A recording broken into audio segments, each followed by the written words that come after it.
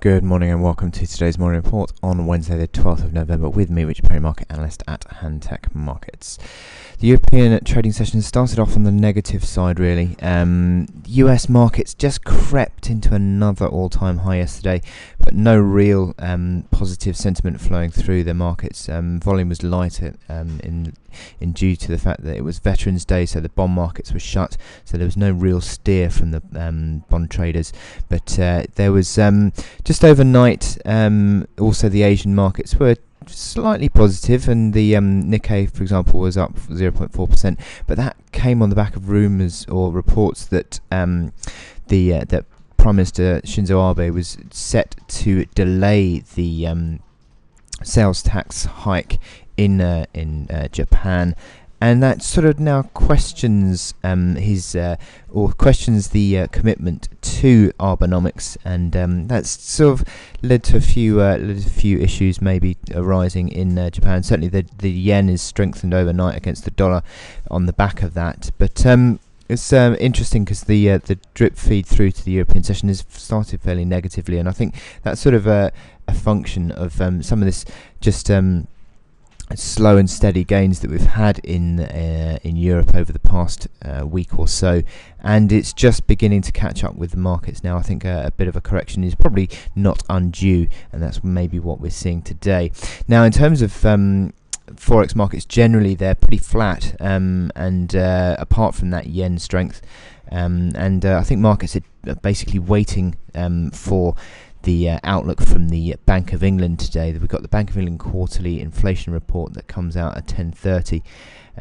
First of all, just show you this dollar index, which is just sort of consolidating over the past few days, but it just shows that the dollar is not really being able to gain much traction over the last week or so. But this quarterly inflation report just comes after the unemployment rate for the UK as well. 9:30, that unemployment rate set to fall to 5.9% on unemployment. But interestingly, also we get, as part of that report, we get the wage growth. Average wage growth is set to actually increase from 0.9 to 1.1%. And that takes it ever closer to that inflation rate of 1.2% on CPI. So real wages are starting to get towards flat again. So it'll be interesting to see how the Bank of England, in its quarterly inflation report, projects not only inflation but also wage growth. Wage growth being an incredibly important component of when the Bank of England is likely to start to raise interest rates. It's likely to guide the market towards the middle of next year, certainly after the general election, which is in May. But at the moment, the markets are pricing in sort of mid 2015 as the first time that the Bank of England could be due to hike rates.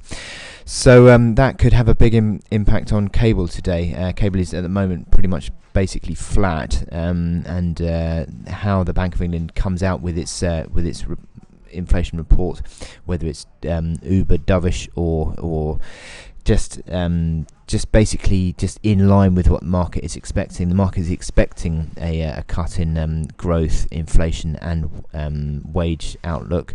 But how much more on top of that in terms of the slack in the economy that the government, that the Bank of England sees, will determine, I think, how cable trades today, and also maybe impact dollar across the board. Okay, so my chart of the day is silver today. I've been looking at gold recently, and both silver and gold have got this bullish key one-day reversal that we saw on Friday, following on from that non-farm payrolls report. But the price has not really been able to push through with the recovery. The rebound in the silver price has certainly not really taken hold, and we have got this generally positive outlook that has been seen on the back of the rebound, but it's just starting to lose a little bit of traction, and these momentum indicators are just not really taking off yet. They're sort of unwinding a bit of the oversold momentum that we'd seen, and it's just, I think, just losing a little bit of that ground. And this is the hourly silver chart. you can see that it's just back into this old band of resistance, and certainly it's not really been able to breach through it yet. And I think anything back towards that $15.90, $16 band, maybe up to $16.20, I think is a chance to sell on silver, because I think that there is further downside that we will be seeing in this silver price in due course, and I think it's going to be retesting that low. I don't see that bullish key one day reversal as doing a great deal. I think it's the only real positive signal amongst a whole plethora of negativity on these commodity prices, or certainly the silver anyway.